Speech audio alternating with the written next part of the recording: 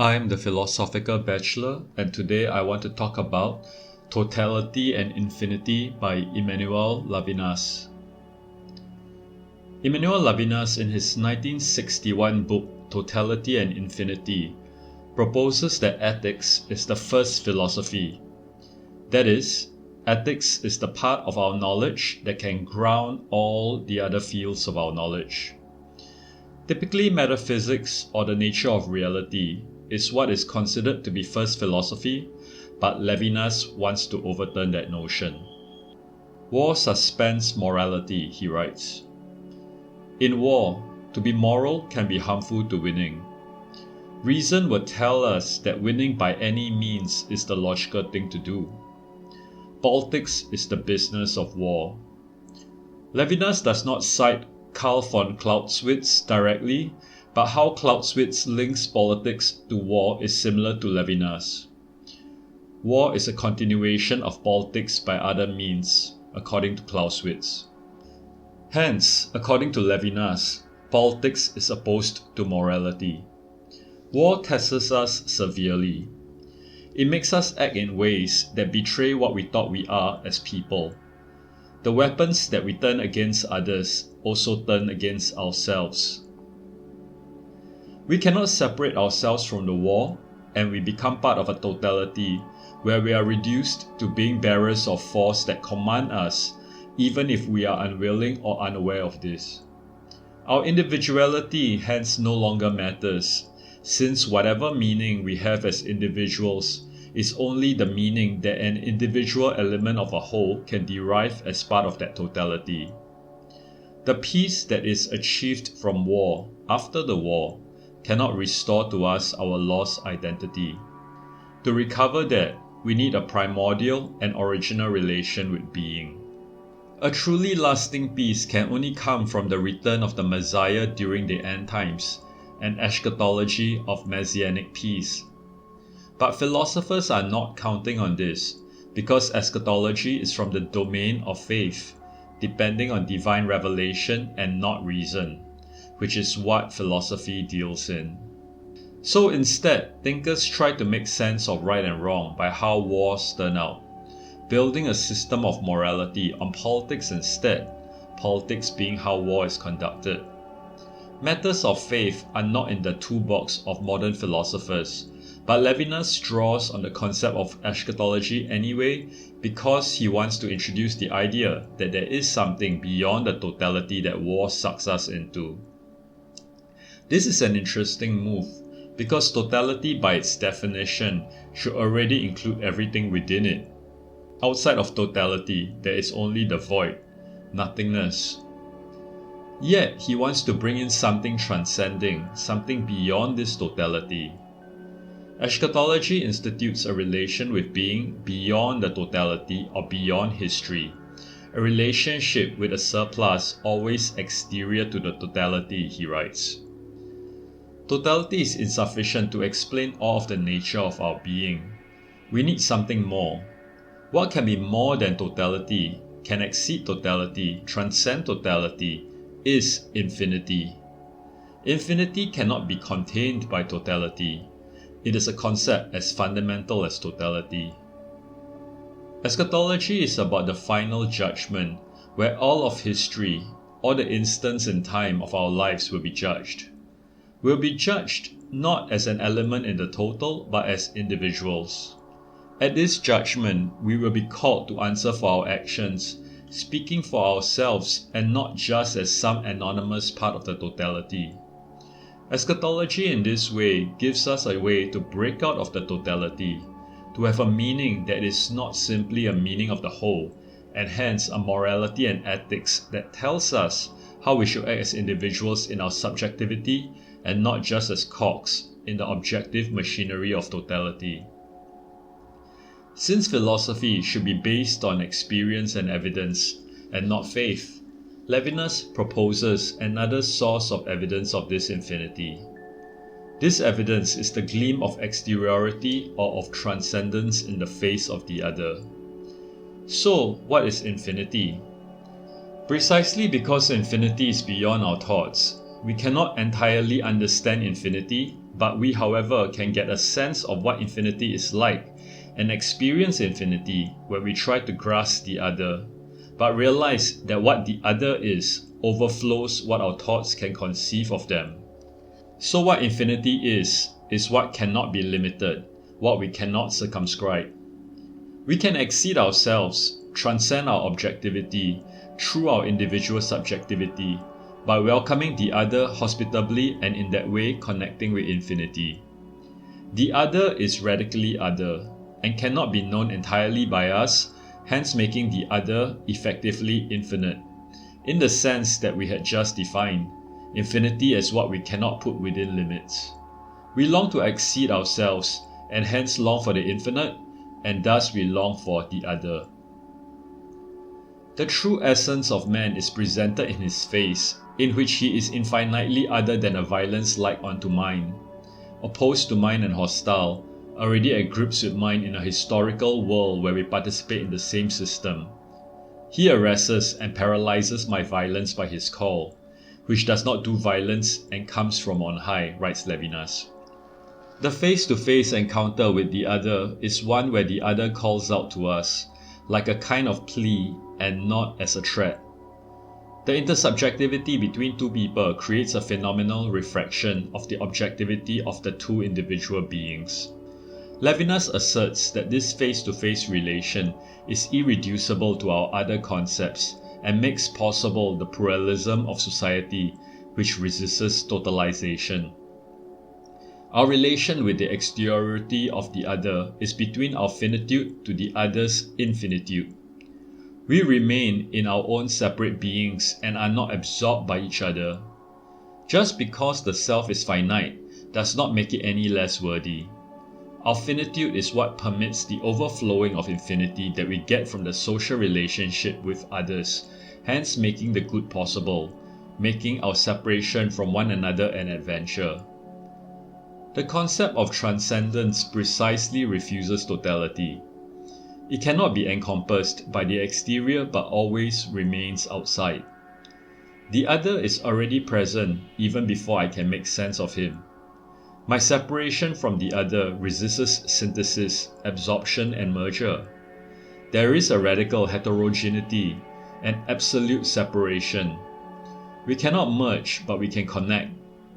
In the face-to-face, the I has neither the privileged position of the subject nor the position of the thing defined by its place in the system, writes Lévinas. We are not above the other, and neither are we just another brick in the wall. The other is above me. The communication between people, the discourse, is akin to an apology. The other is what is primary, since he is capable of justifying my freedom, of recognizing the infinity in my being in relation to him. I am incapable of defining the other, and the other is incapable of defining me, since we can only recognize each other as infinite and hence beyond capturing in a mere representation. There is an anarchy in our relations. Arche is Greek for principle, and the hyphen in anarchy is to represent that there are no principles that can grasp the other entirely, making our multiplicity anarchic. Because there is no plane of totality, there is no hierarchy of who is the puppet and who is the puppet master pulling the strings. But when we meet with the other, the principle that breaks through this vertigo is when the face of the other presents itself and demands justice. Traditional phenomenology has the noesis-noema relation as the structure of intentionality. That is, the actual object is experienced by our consciousness as a mental representation of it. One of Levinas's aim in this book is to subvert this idea through phenomenological analysis. As he already elaborated, the mental representations we have of the other cannot capture the alterity of the other which overflows our representation of it. We are fundamentally separated from the other, and our connection to the other does not fill the abyss between us, but confirms that there is a separation. However, we can communicate to each other through language in our face-to-face interaction, and in that way is taught by the other. I can learn some truths from the other that I could not have learned just by myself in my interiority. When we interact with the other does not offer himself to me, does not give himself, such that I can then internalize the other and integrate the other into my interiority. When we use our sense of sight, what we see is taken in and made adequate to how we comprehend it. We assume that what we see is how the thing actually is, in accordance to the noesis-noema relation. It is our natural attitude. But in discourse, the exteriority of discourse cannot be converted into interiority. When the speaker speaks, he is personally present in his speech, absolutely exterior to every image he would leave. The exteriority of the speaker remains outside the meaning that the listener can make from the speaker's speech alone. This is not the case of the product of a person's labor. Once a product is complete, the product maker is no longer connected to it directly, unlike in face-to-face speech, where the speaker is tethered to his speech. In labor, there is an interchangeability such that someone else could have made that product or performed the labor of, say, cleaning the floor. This possible substitution is what makes it possible for people to exploit other people, if people are considered merely as the sum of their work. Justice, however, is a right to speak, where a person can present himself as unique and not an anonymous producer of work. If desire is interpreted as a need, then taking action, even violent action to achieve what is needed, seems justified since it is a need that requires fulfilling. If we regard people as things, it may seem conscionable to prioritize the needs of the group over the needs of the individual. This accepts that individuals are swallowed up in a totality where their individuality is subordinated to a group or community. However, the desire between people that Levinas speaks of is not coming from a lack, and hence of a need that requires fulfillment. There is a sufficiency in our own interiority. It is because of this sufficiency that a separation from others is possible. The separation is not achieved as a negation of the other, but as sufficiency of the self. Because the self is sufficient, it can then welcome the other with hospitality, as a host, out of desire and not out of need to objectify the other to absorb it. Separation is what allows an individual to be posited as a being not by reference to the whole as an element in a system, but as itself. The fact of starting from oneself is equivalent to separation, writes Levinas. This separation is only possible because we have an interiority, a subjectivity. Extending the relation to the other beyond an individual other to many others, there arises an aspiration for a state, institutions, laws which are the source of universality. Such organization of people together gives rise to politics, but politics when left to its own logic can be tyrannical because it tries to conform everyone to a fixed set of principles, judging them according to universal rules and thus in absentia. It reduces individuals into abstractions and do not consider their subjectivity when making a ruling. The individual may as well be absent when the judgment is passed on him. When we welcome the other, there is a degree of subordination to the other, but not in the same way as being absent from ourselves, as losing our subjectivity. This paying of attention to the other's uniqueness as a person is made possible by my effort and my individuality as a being with my own subjectivity. We may think that only what is objective is true, but when regarding the other, subjectivity is thus rehabilitated in the work of truth. This leaves us with a difficulty of organizing ourselves as a society, since how can we apply universal principles without cruelly ignoring the personal subjectivities of the individuals? Levinas answers that how we can maintain the uniqueness of selves is through the fecundity within us. There is a richness, a fertility within each person which liberates the subject from his facticity, that allows us to be something different from what the facts indicate. We do not have to be fatalistic or think that we are determined, but can change, where our essence can be graceful as opposed to fixed. I'm not sure Levinas has a proposal for our political organization. His take seems more like how we can cope with living in one. The exteriority morally resists every appropriation and every totalization in being, according to Levinas. To know another can be to gain knowledge through objectifying the subject or to conquer it through violence, which will lead to the suppression of the other. But instead of such appropriation, we can respect the other.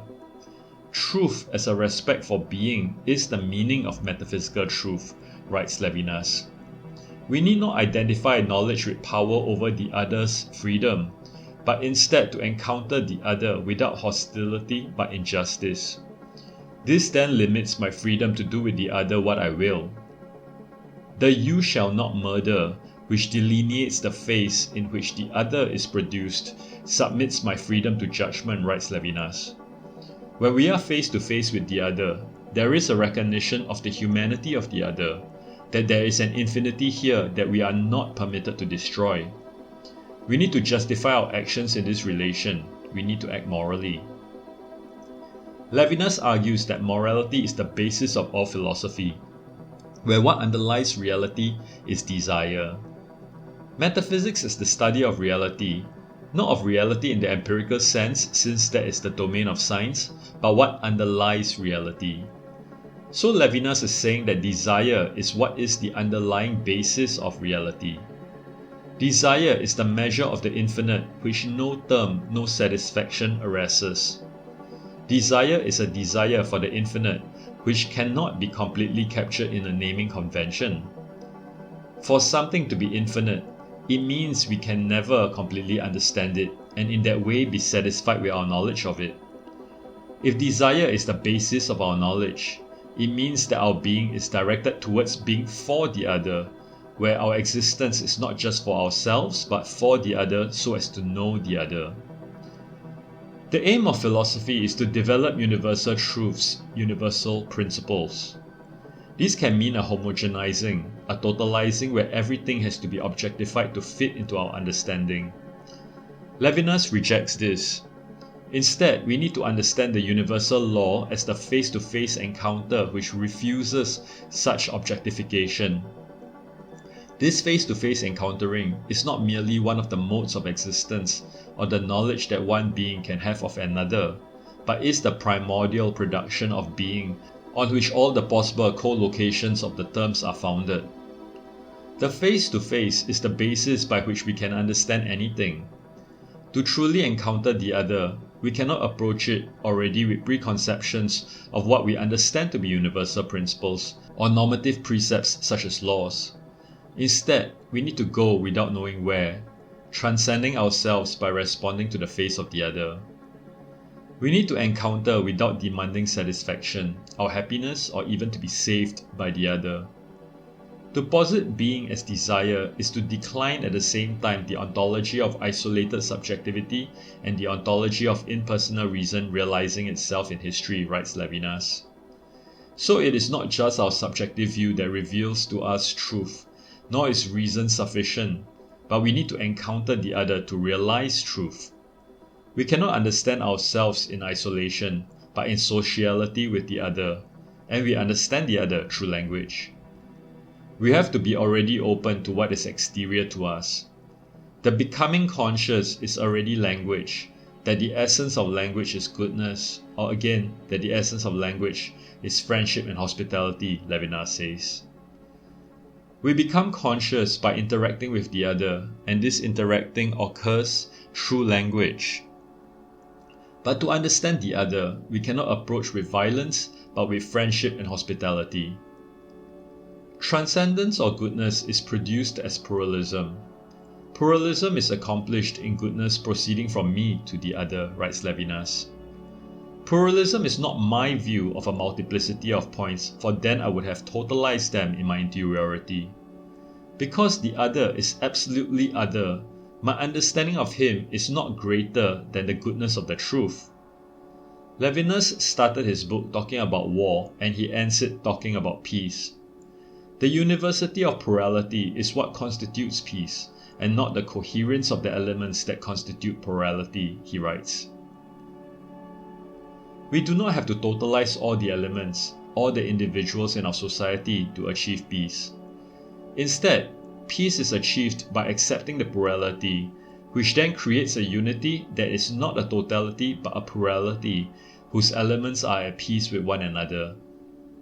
He elaborates, peace must be my peace, in a relation that starts from an I and goes to the other, in desire and goodness, where the I both maintains itself and exists without egoism. I have my own interiority which I want to maintain, but I also reach out to the other, not in a bid to ensnare him, but with good intent. I can only do this because I believe that morality and reality can converge, since time is infinite and there is an abundance of possibilities that can take place in this infinite time, and a richness that takes place in the relations between people, not through the universalizing structures of the state, but the interpersonal relations between people, the family being the paradigmatic instance of these relations. In conclusion, Levinas argues that we need not approach the other in fear and hostility. The face of the other calls out to us, and we are predisposed to approach with hospitality because we desire to transcend ourselves to experience the infinite. I think his message is particularly pertinent in this age of technology-mediated communications where we do not encounter the literal face, for instance in text messaging or social media, which then does not allow us to have that kind of face-to-face intimate encounter that Levinas refers to. The impersonal nature of such encounters in cyberspace may then prevent us from having that type of empathy and relationality of real-life encounters. He does have a point there, though I think, however, that we should not take Levinas too literally on his point about the face. After all, even in his time, not all intimate emotional relationships has a face-to-face, having been built over the phone or letters in the past. Instead, I think we should understand the face-to-face as an ideal way of connecting, but what is important is his idea of an openness towards the other instead of hostility and suspicion, and the profound human need for connecting to others so as to be able to transcend ourselves, to go beyond ourselves. Thank you.